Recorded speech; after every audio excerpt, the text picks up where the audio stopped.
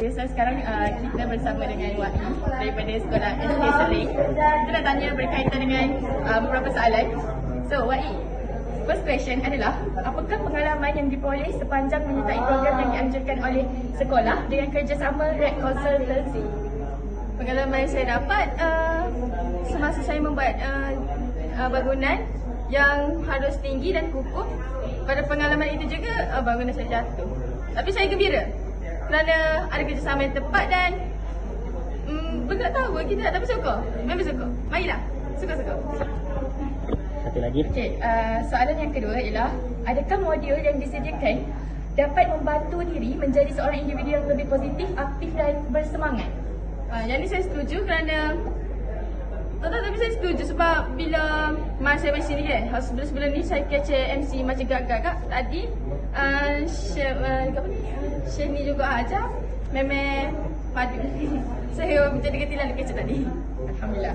Okey, soalan yang terakhir ialah, boleh kongsikan harapan, impian dan doa sebagai peserta program ni untuk masa akan datang kepada semua yang datang bersama dengan Wai hari ini?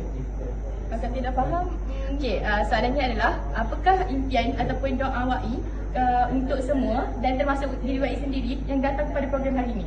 Semoga datang program hari ini berjaya dunia dan akhirat dan menjadi orang yang sukses di masa akan datang. Okey, itu saja. Tidak. Okay, Assalamualaikum. Nama apa? Mama Syakir. Jadi saya ada beberapa soalan yang ditanyakan kepada Mama Syakir, boleh ke? Okey, jadi saya dapat tahu yang Mama Syakir adalah salah seorang peserta dalam camp Cilik Semangat. Okey, Syakir bersedia? Okey, saya ada beberapa soalan lah. Okey, soalan pertama, apakah pengalaman diperolehi sepanjang menyertai program dianjurkan oleh sekolah dengan kerjasama Red Consultancy ini? Pengalaman saya banyak, seperti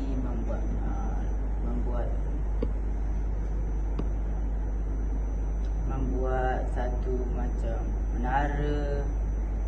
menara terdiri daripada kertas, ucapan di depan dengan kawan-kawan, eksplorasi dan lain-lain. Maknanya saya dapatlah, saya tahu yang Syakir beritahu yang Syakir dapat buat aktiviti seperti membina bangunan, lepas tu ada explorers kan, lepas tu ada juga boleh apa ni panggil aktiviti-aktiviti yang lain dan seperti berani bercakap di hadapan macam tu kan. Terus maknanya ada banyak aktiviti yang Syakir dapat sertai. Okey, soalan kedua, adakah modul yang disediakan oleh kami dapat membantu diri menjadi seorang Syakir ni